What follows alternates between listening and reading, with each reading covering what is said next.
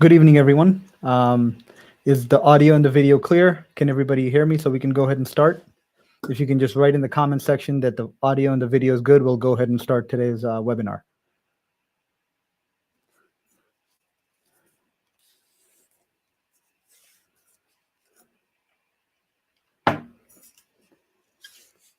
Okay, just double checking if all the audio and the video is okay. All right, okay. All right, so we're gonna go ahead and kickstart today's webinar. Everybody can, but first coffee. Okay, so today's webinar, we're going to be discussing fasting. What is fasting? What are the benefits of fasting? And some of the topics that we're going to be discussing, as I mentioned here, is what exactly is fasting? How do you define it? What makes up a fast? What are the different fasting regimens, right? Then we're also going to be talking about a little bit of history of fasting. Then how it works, what happens to your body, how are you supposed to fast, what are some of the things that you're supposed to do, what are some of the things that you're not supposed to do. Okay, then we're going to be going into some benefits of fasting. What are the physiological benefits? What are the common misconceptions about fasting? Particularly, a lot of people think that when you're fasting, your metabolism is going to slow down, or you're going to start breaking down your muscle. And we're going to talk about how that's false assumptions or their misconceptions about fasting. Then we're going to go discuss certain regimens, certain fasting regimens that have been proven to be effective in different scenarios for different purposes. And then we're going to end it with a question answer session. Okay, so let's go ahead and dive right in. So what is fasting? So my definition of fasting is, sorry, let me just go back here. Okay, so this is my definition of fasting.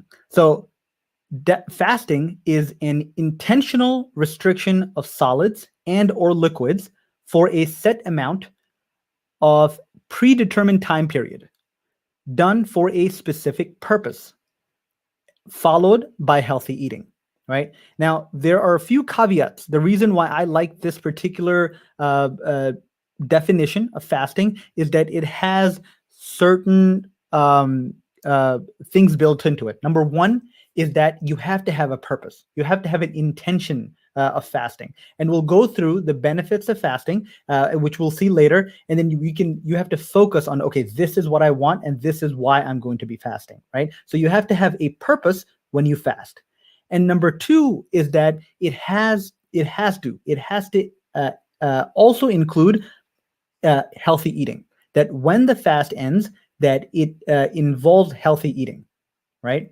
Now, another way of looking at fasting is what it is not, right? One way to define things and what they are not, right? So what is not considered fasting, right? Starvation, right? Starvation is not fasting. Why? Because starvation is reactionary, right? A lot of people starve themselves, quote unquote. Actually, I should preface this.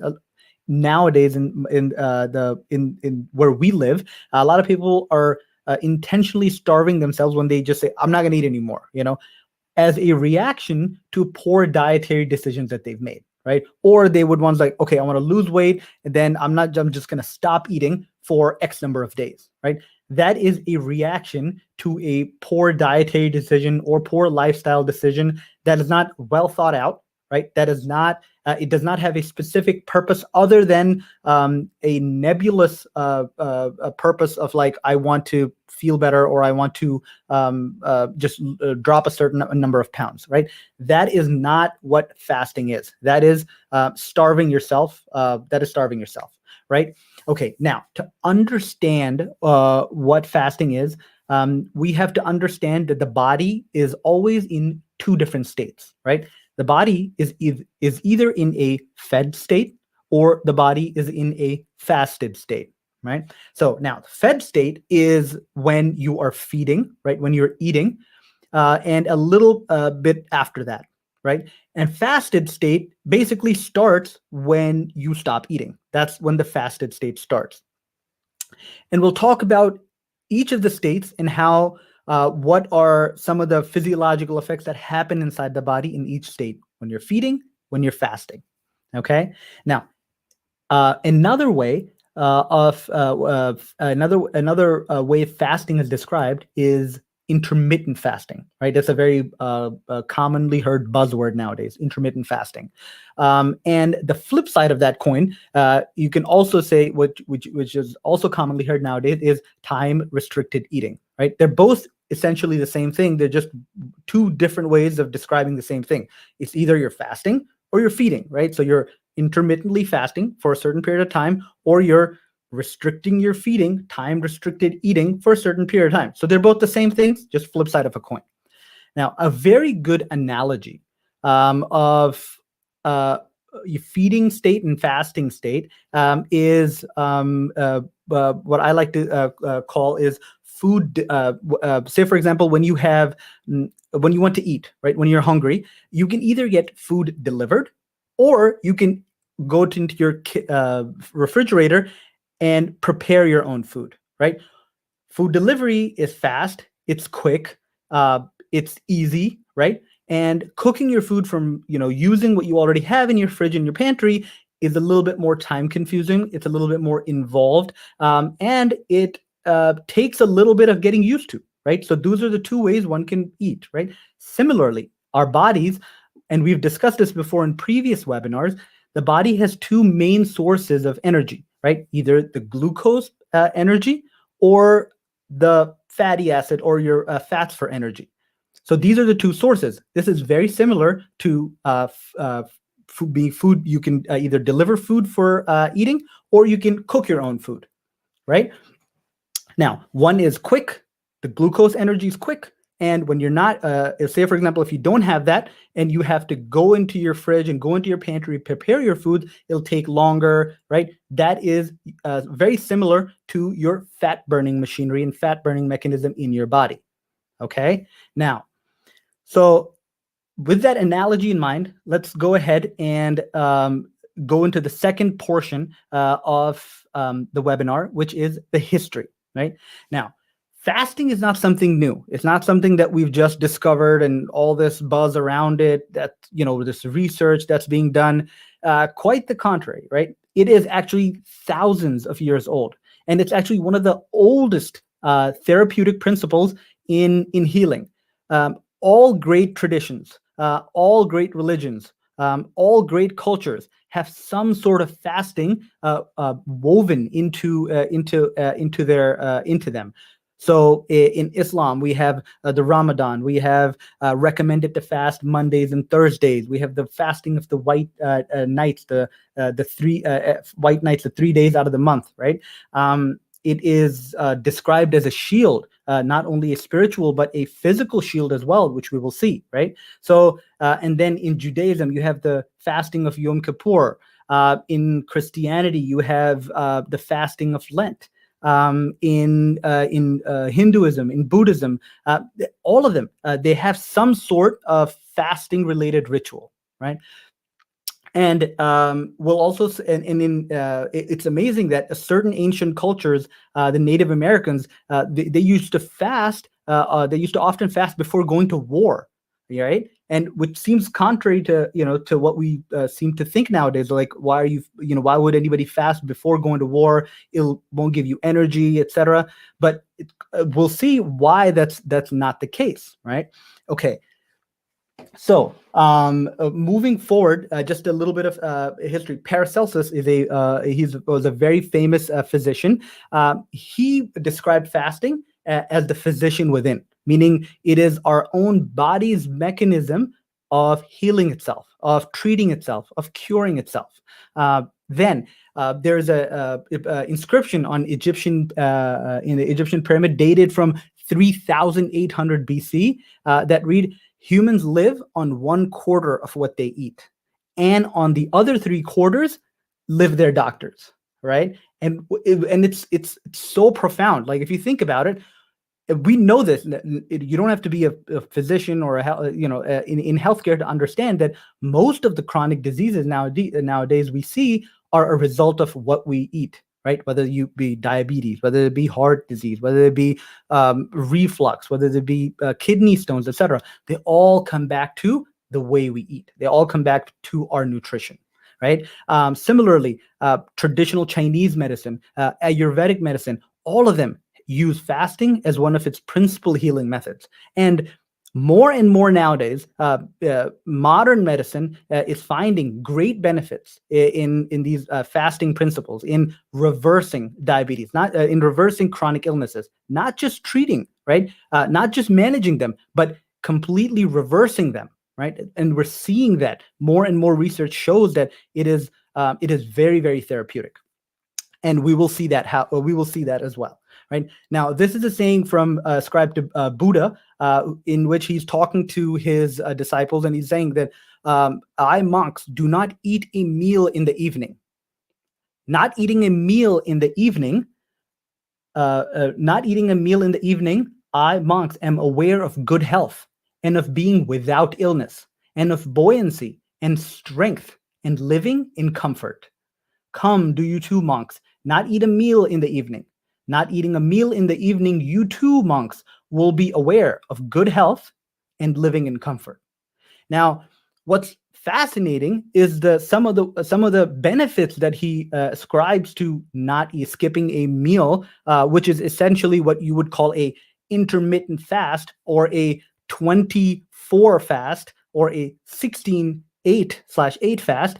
And the benefits which he prescribes are living without illness, disease reversal, strength, living in comfort, and more buoyancy, like feeling more alive. And we know now that these are all the benefits that people report when they fast. Okay, so this leads us to a good segue into our third section, which is what are the benefits of fasting, right? Okay, so discussing the benefits of fasting, we will, here are some of the benefits. Now, number one, fat oxidation. Now, this is the earliest and the quickest one. And what I mean by fat oxidation, that's just a scientific word to say this is when the body is in the in the fasted state. After it'll start slowly using up your stored fats for energy. Right? Because it's not getting energy from the outside, it'll start utilizing all the stored energy that it already has to provide energy for cellular function, for metabolic function, for movement, for exercise, for brain functioning, for cognitive functioning. That is all what is fat oxidation, right? And going back to the analogy of the kitchen, right? That is, if you take away from the equation that we're able to order food from outside for the quick way of getting food, the only option we have is to go into our refrigerator and prepare our own meals, right? That's exactly what the body is going. When it's forced to go into those fat stores and energy stores of the body that were long unutilized, it goes into that stores and start using that. So that is fat oxidation. Now, another great benefit is gut health. When you allow your body and your gut to rest, right, your gut heals. Now, what do I mean by gut heal? A lot of problems and a lot of modern illnesses that we see, such as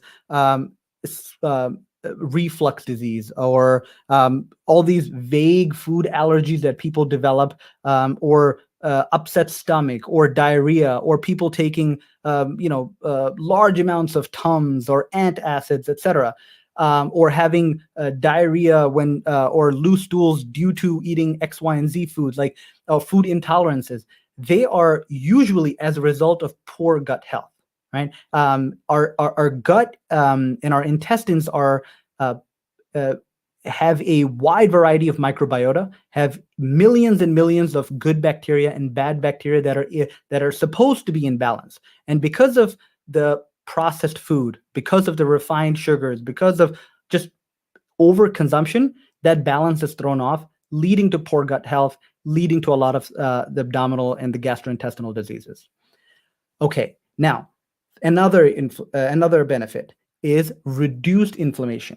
What do I mean by reduced inflammation? So we've talked about this in our previous webinars, that due to the way people eat nowadays, A, the frequency with which people eat, and B, the kind of food that people are eating, namely ultra processed foods, refined sugars, excess carbohydrates, what that does is that drives up the insulin in your body.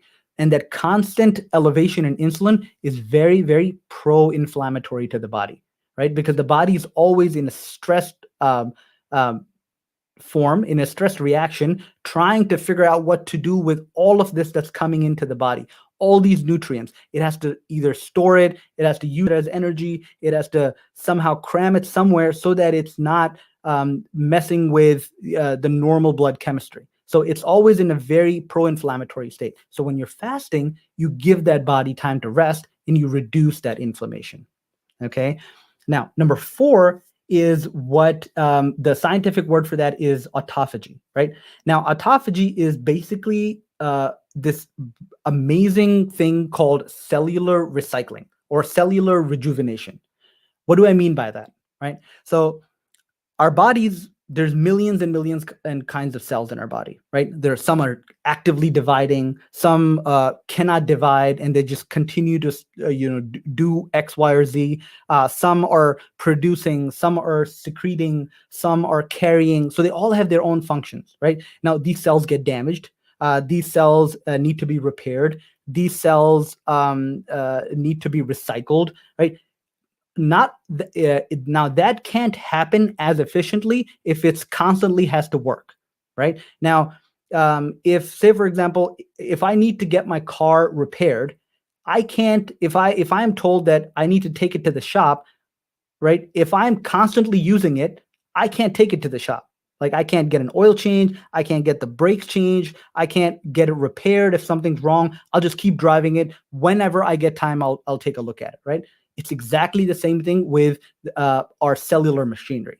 A lot of the proteins, they continue to do work because they've never gotten time to rest, right? When you fast, what happens is that the body is able to do that, is able to recycle, is able to get rid of all the older proteins, make new ones, get rid of the older cells, use that machinery and to make new cells. It's very, very amazing, this autophagy, right? And it's at the cutting edge of science nowadays, and it leads to longevity. They've shown again and again in multiple animal models that animals that are fasted, especially prolonged fasting, and then given food, they live significantly much longer than animals that don't, right? That are constantly fed. Okay, and the last one is disease reversal. Right. So we see a lot of nowadays, we see diabetes being reversed with fasting. We see high blood pressure issues being reversed with fasting. We see obesity or super morbid obesity, or a lot of illnesses of chronic of modern disease of modern days are being reversed just by incorporating fasting into the treatment regimen alongside other modalities, right? So disease reversal. So these are all the benefits of fasting. So going back to the first slide where I said, when you are fasting, you have to have a purpose, right? You have to decide what you need, what you are fasting for. This is what I meant by that. If you decide to fast X, Y, and Z, or X number of hours, you have to first decide why you're doing it. Are you doing it for better gut health? Are you doing it for weight loss? Are you doing it to reduce inflammation, etc.? Based on your intention, based on the purpose or the goals of your fasting, there's different regimens that lead to different benefits. And we'll also talk about that in a little bit. Okay, so now let's move on to talk about the physiology. I'm going to try to spend a little bit more time on this section just so that you can get a better understanding. And I will try not to use any super scientific words just to make it easy for everyone to understand. Okay, now the physiology of fasting, we already have talked about the concept of fed state, which is when happens when you're eating, and we're going to talk about the physiological, what happens in the body when that happens, right? And the next is the fasted state. When you stop eating, what happens to the body? Okay, now one very important thing to note is that the way our body is designed, it is not designed to be frequently fed, right?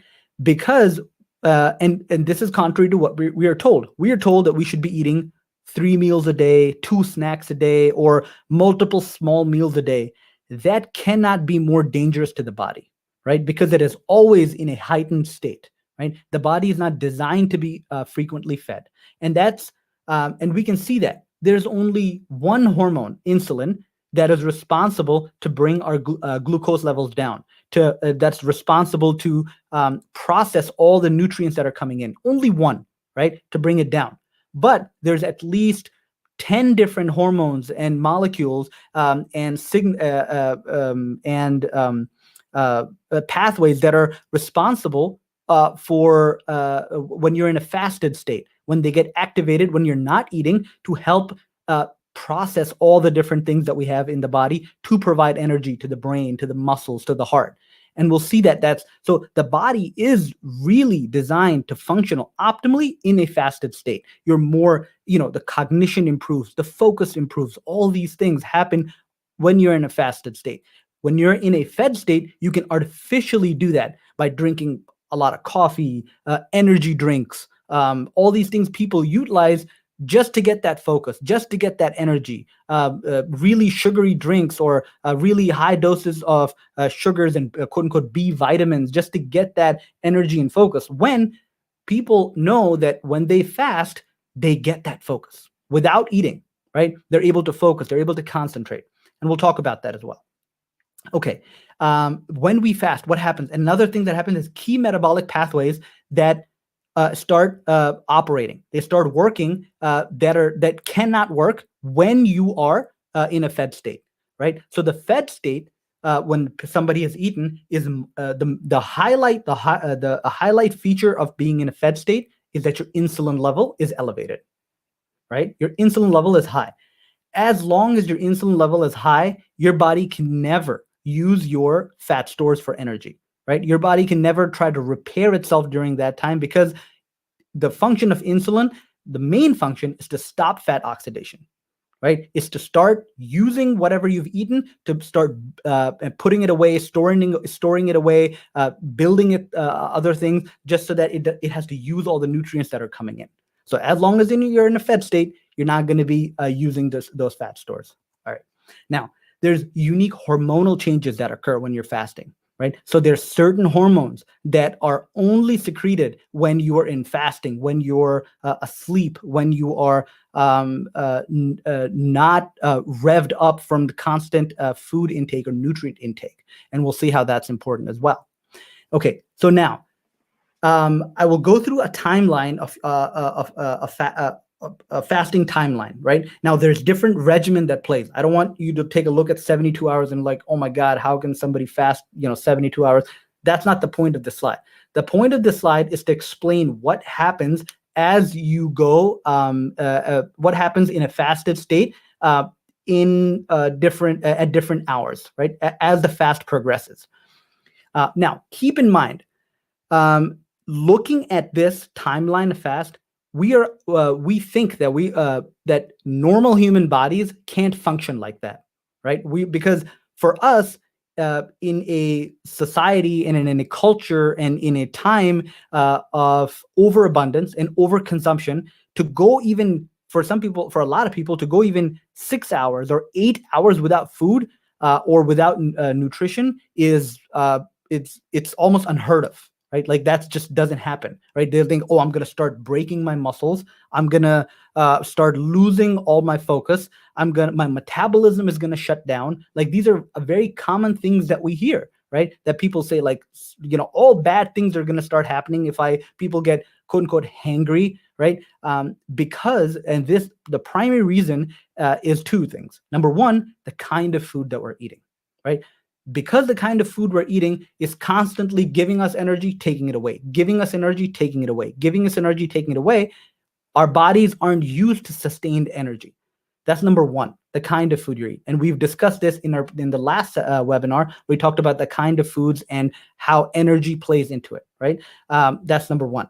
And number two is that we don't practice regular fasting, right? Now, this is fasting is, as I mentioned, it is it is a baseline human behavior, at least 12 hours, right?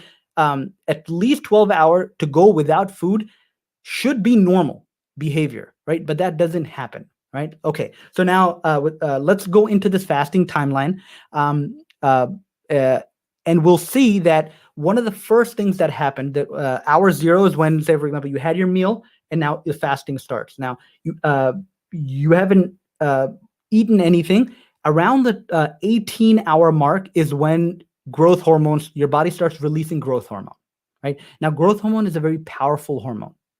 Uh, what does it do?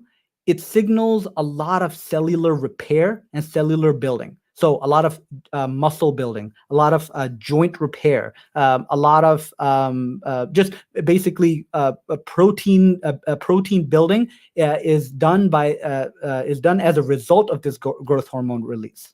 Right?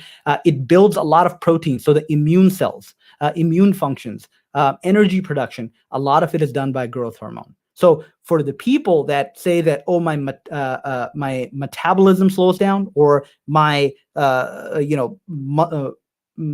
muscle breakdown happens when you fast, this is proof that it doesn't, right? And there's numerous studies that have been done that show that lean mass does not drop when you are fasting. And they've done studies as long as 72 hours, 3 to 4 days of fasting, showing at the end that lean muscle does not break down.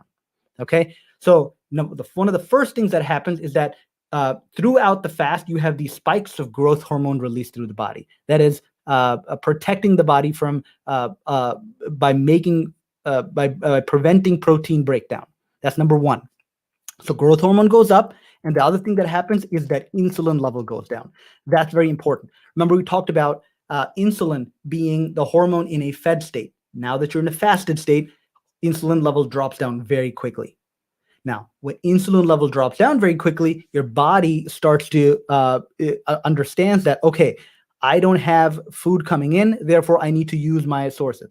This is basically the body recognizing that I can't get food delivered anymore. I need to go into my refrigerator and start preparing food. So the body will go into the liver. The body will go into the fat stores. The body will go into all the places where it's hidden or where it's stored away energy, and try to start mobilizing that energy, right? And that starts happening at about 18 hours, right? So the body will start making what things are called ketone bodies. The body will start making glucose on its own, right? On its own, from fat stores, from the liver sugar stores, and it'll mobilize that to use for energy, to use for cellular processes.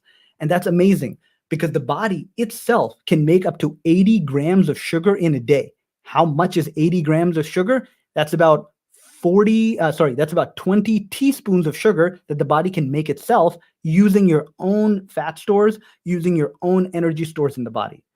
That's fascinating, right? So that's another thing that happens when your growth hormone goes up, your insulin level goes down, right? Now, as I mentioned, the liver's sugar stores are emptied around 24 hours. Once the liver uses up all the sugars, then it has only one thing to get to draw energy from, and that's all the stored fats in your body. So it'll go into all the fats that are around the organs, all the fats underneath the skin, the fats inside organs that are very, very damaging. The body will start breaking it down, start mobilizing it into the blood, sending it to all the muscles that need it, the heart, the brain, the muscles, and any other processes that need energy. They'll start breaking all those fat stores down. So who is this for? People that have fatty liver disease. It's very, very therapeutic for them. People that have diabetes, very, very beneficial for them, right? People that have blood pressure, right? Insulin is the main driver for a high blood pressure. When insulin goes down, blood pressure goes down as well, right? And I've taken people off of blood pressure medications within 3, 4, 5 days of them started initiating these a little bit longer fast.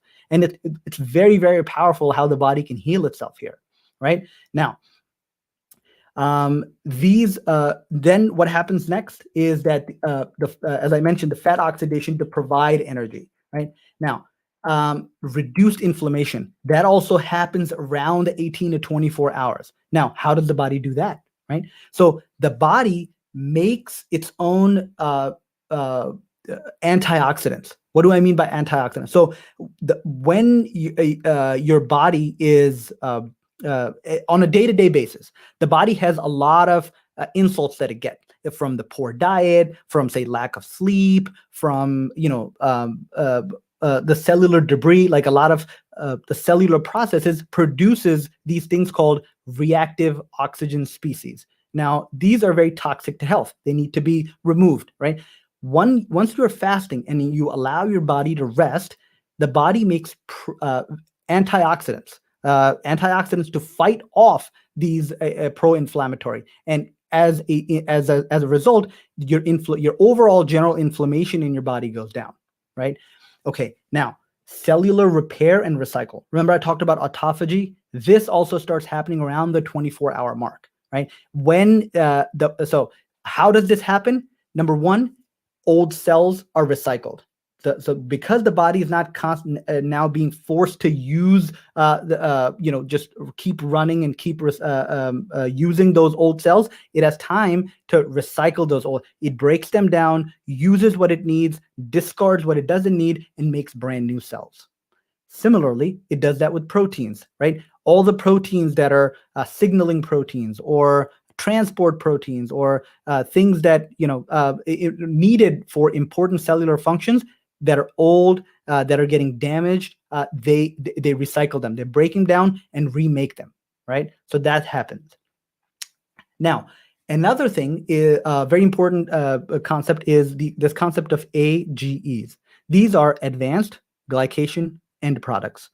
It's just a fancy word, but it's important to note that these are basically proteins or other molecules that have that have sugars attached to it.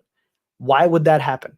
That happens in a pro-inflammatory state. That happens when you're eating a small amount happens on a day-to-day normal basis as well. But when you're eating processed foods, when you're eating sugars, this is really, really upregulated. A lot of AGEs are produced. Now, AGEs are very toxic, right? They are associated with a whole host of disease, cancer, diabetes, early dementia. All these things are associated with AGEs. Bad skin, when you are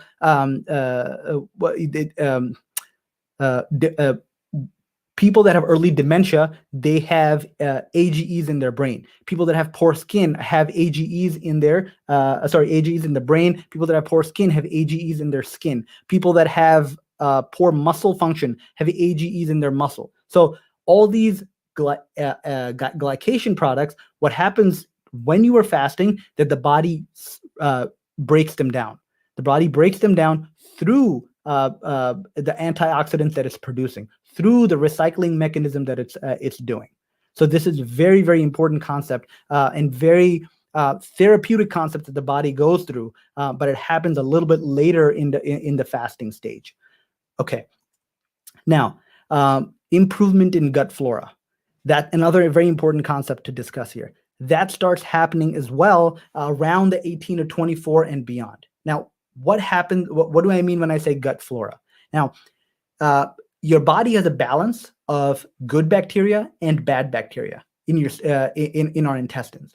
What happens is when we are eating a poor diet, or when we are constantly subjecting our the GI tract with food and nutrients, those bacteria tend to multiply.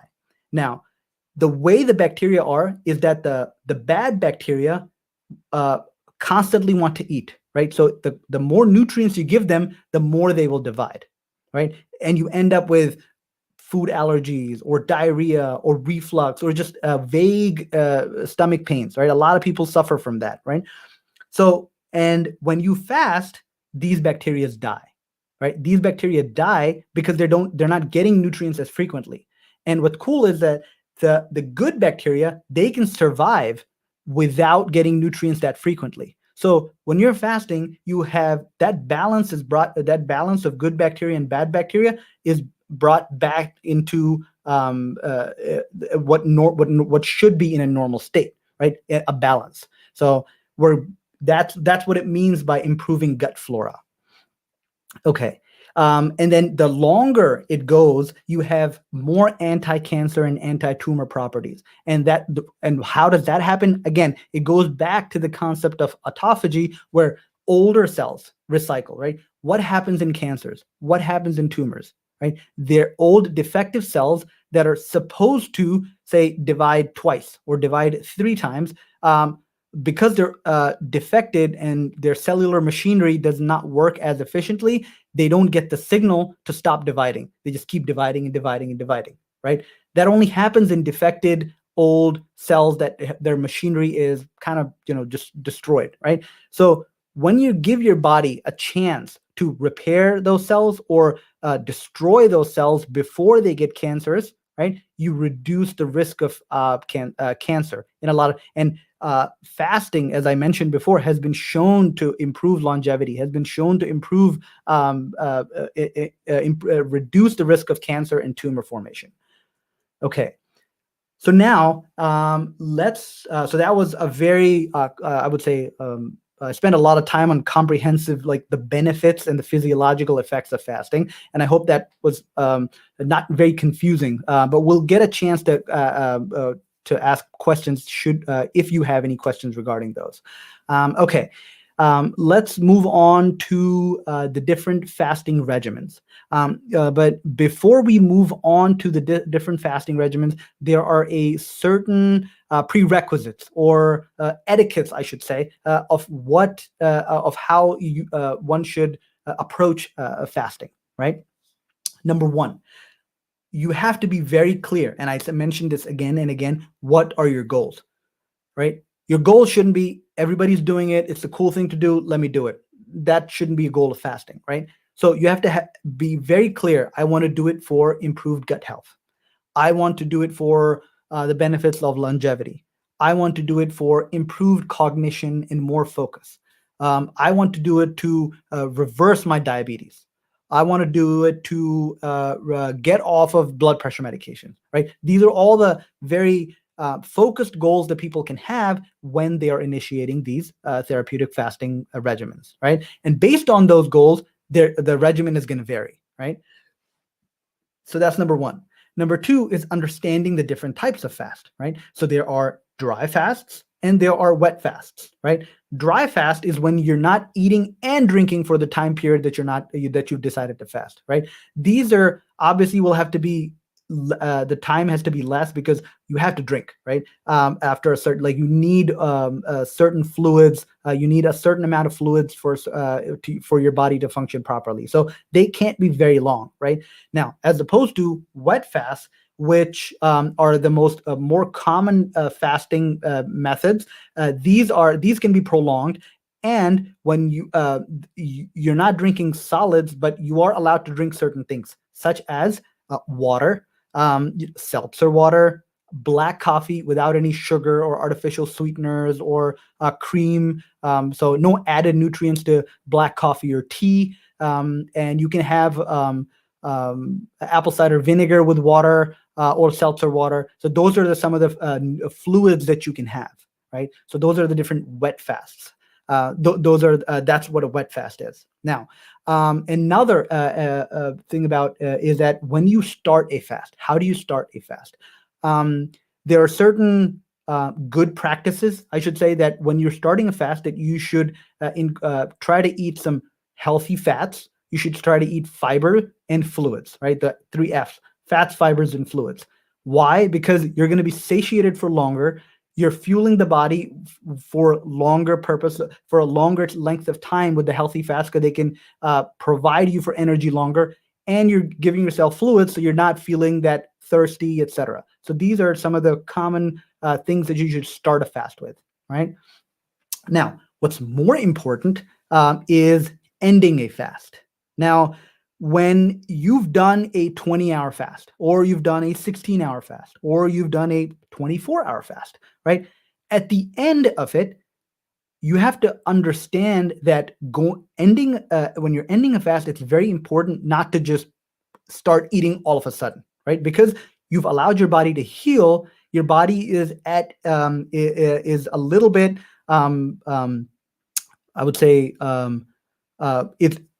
because it hasn't seen food in a while, you can really damage it if you just give it a lot of it at the same time, right? So what we recommend people do is that they start with something that's mild on the stomach. So some sort of light soup, some sort of bone broth, right? They start with that, give it 20 to 30 minutes, and then you can eat, right? Now, one of the things that you definitely shouldn't do, and I've seen it again and again that people do when they're fasting and they end a fast, is to eat very high carbohydrates with very high fats, right? So refined sugars, fried foods, juices, etc. That is very, very damaging to the gut health. So it's almost like you've done all of this effort, you've made all of this effort to fix gut health, if that was your purpose, but then you've ended it by completely wrecking the system, right? Because what that does is that your gut wall is going to be very negatively affected, number one. B, that sudden surge of very high amount of sugar and very high amount of fats will drive your insulin very, very high in your body, and it's very pro-inflammatory. So you're taking away from the anti-inflammatory effect of the fast as well. So ending a fast is very important to gently ease into it. Give your body something mild, like bone broth, etc., or soup, and then eat again. It should be followed, as I mentioned at the beginning, healthy eating patterns. It doesn't mean that after a fast you can just go, and very common on a lot of people on, with this fad of like intermittent fasting, it's like, quote unquote warrior diets where you like fast and then you feast, like you literally just go crazy. I wouldn't call it fasting. I would literally call it an eating disorder where you're binging and eating. That's not what fasting is. Fasting is not binging followed by fasting followed by binging, because that is very deleterious to health. Okay.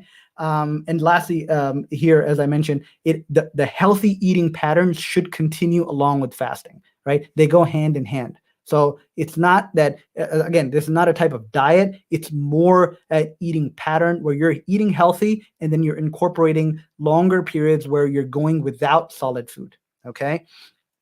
Now, let's move on to the fasting regimens, right?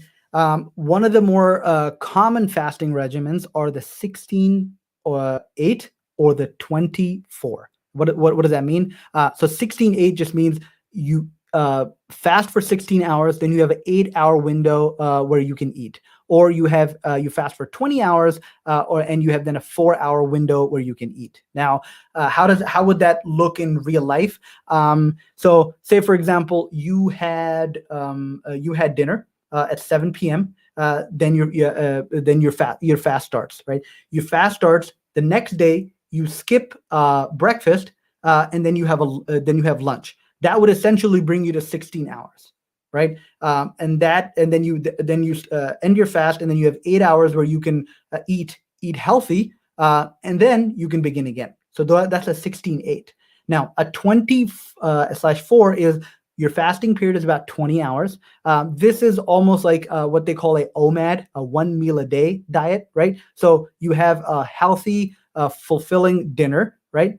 And then you are able to have a little snack or something, and then you start fasting after dinner, and then you wait until pretty much you skip breakfast, and you can move your lunch later or bring your dinner up, and so you have that meal earlier in the day, around 5 p.m. or something, and then you can snack a little bit, and then you start again. So that's a 24, right? So what are these for? These are excellent for weight loss. These are excellent for metabolic health, the 16-8 and the 24, these fasting regimens. Then there is the circadian fast, right? Circadian fast is basically you're fasting for a 12 hours, and you're eating for a 12-hour window, right? I would say that this ideally should be the normal human behavior. I wouldn't even call it a fast, right? That you should be eating for 12 hours and you should allow your body to rest for at least 12 hours. This is baseline metabolic health should be, but for people that are not doing it, improved metabolic health, this is the way. This is one way. The Ramadan fast is a type of a circadian fast because it's about 12 hours, sunrise to sunset. You're fasting, but it's also a dry fast on top of a circadian fast because you're not allowed to drink water as well, right? Then another regimen is the alternate day fast, right? So this is a fast that's a wet fast. You're allowed to drink black coffee, black tea, water, etc. But you're fasting for 24 hours from solid food, right? And this is excellent for disease reversal, metabolic health, weight loss, longevity, etc. For a lot of people have complete reversal of diabetes, significant reduction if they're taking insulin and they're type 2 diabetics. They see drastic reduction in their requirement for insulin, drastic reduction in their requirements for insulin medications, blood pressure medications, etc. So this is an excellent therapeutic option for that. Again, one of the important things to note here, again, is that these need to be worked up to, right? Nobody's just going to start on a 24-hour day fast. Again, so these are some of the timelines or schedules where people can follow in a 16-8 method or in alternate day fasting, right? So, you just, as I mentioned, you can either go breakfast to breakfast or lunch to lunch or skip one meal for a 16-8 or for alternate day fasting. When you're doing 24-hour wet fast, you can go from either breakfast to breakfast, lunch to lunch, dinner to dinner, and that's a personal preference, really. Okay. Now, important points to note here, right? This is not a diet, right? This is not a type of diet. This is basically a schedule that you're following, right? This is just changing the times that you're eating and withholding solid foods for a certain period of time. Again, very important. This is not binging and fasting. This is not binging and fasting. You have to incorporate healthy eating, nutritious eating along with fasting, right? Now, prolonged fast, more than 24-hour fast should be done sparingly, a few times of a year, a few times in a year, or if you're doing it more often than and especially if you're on medication, they should be done with a physician who's aware and who can take you through that regimen and make sure that the medications are not going to cause low blood sugars or low blood pressures, etc. Okay, again, I mentioned end your fast gently, whether that's circadian Ramadan fast, whether that's 24, 16, 18, for good gut health, for good metabolic health. It's very, very important. Now work your way up slowly. Now, if you are wanting to fast longer and longer time, and I recommend people to do that,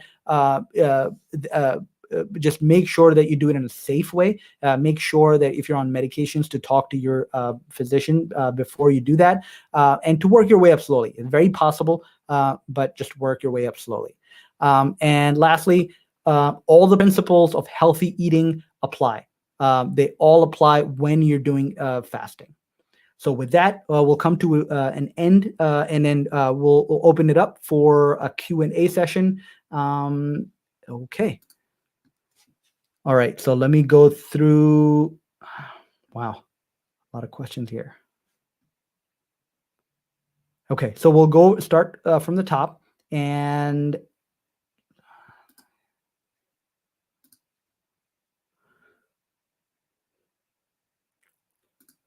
okay, so does dehydration due to fasting slow down the cellular rejuvenation? That's a good question. Again, it depends on the kind of fast you're doing, right? If you're doing a wet fast, then you shouldn't be dehydrated. As a matter of fact, you can add salt. You can add. I recommend people add Himalayan salt, a little bit of lime in their water, and they drink that, so that you shouldn't be dehydrated in a wet fast. If you're doing a 16-8, or if you're doing a 24, if you're doing a 24-hour fast, etc. Does that answer your question? Okay, so number 2. Next.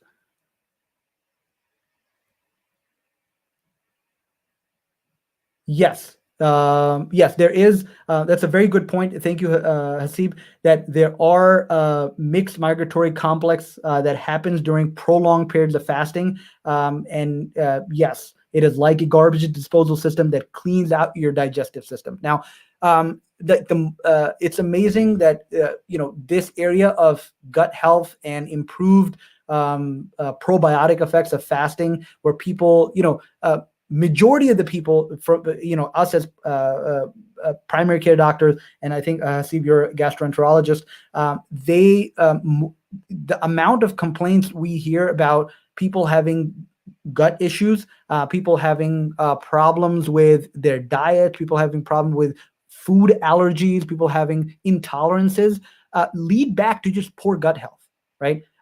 Lead back to the fact that people are eating so frequently, people are over consuming, people are eating ultra processed diets, people are eating very poorly nutritious food, right? And it really, fasting is able to, heal all of that. It's heal all of that. So thank you so much, Hasib.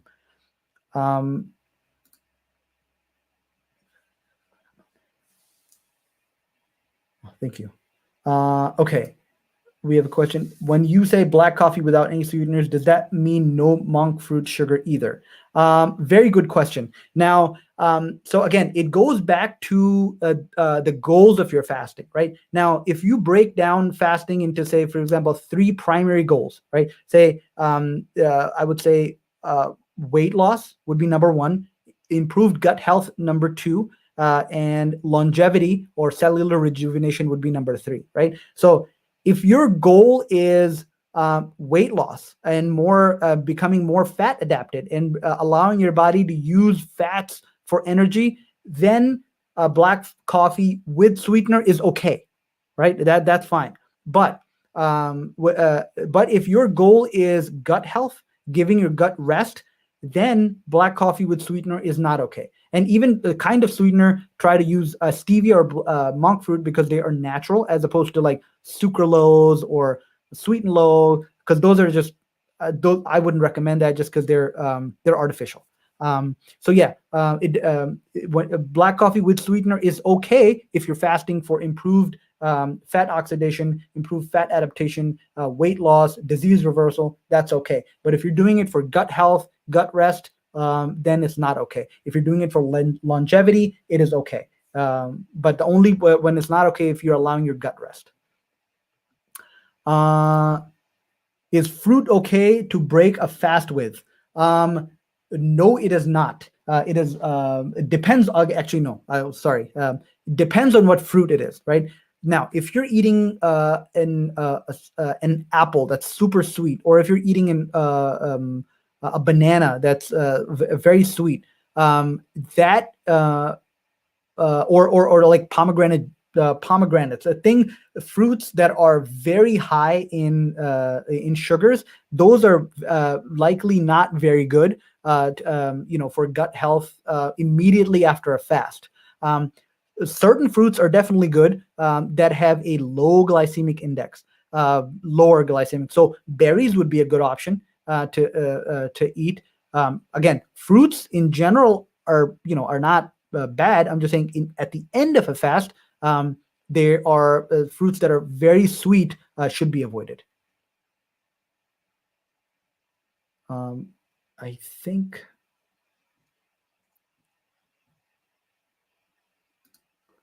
All right. So anybody has any other questions?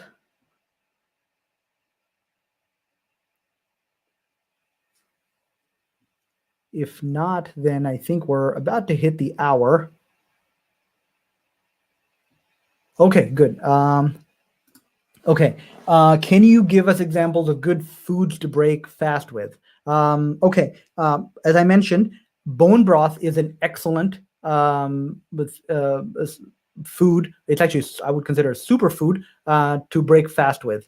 Other things that would be also good would be soup with a little bit more like a beef barley soup, or a soup with that's more watery, but you can add a little bit of quinoa to it. a little bit of protein would such as like beef stew or minced meat, something like that. If you make like a stew out of that, that's also good. So those are some of the good things to break. Or just water and some sort of water and apple cider vinegar if you're doing a dry fast. Yeah.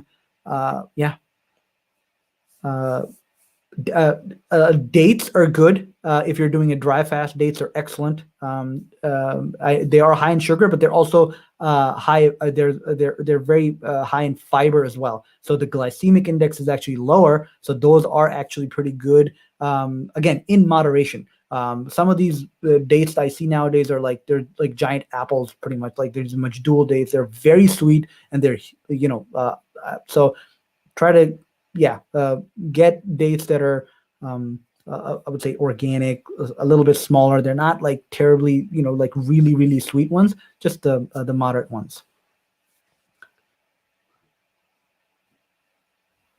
Okay, let me just go through if I've missed any questions.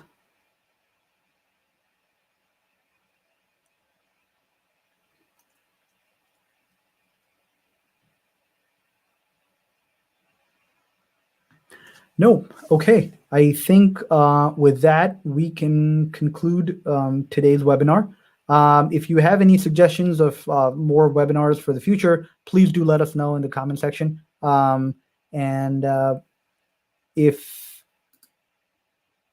that, we will conclude. Thank you very much, everyone. And we hope to see you next in the next one.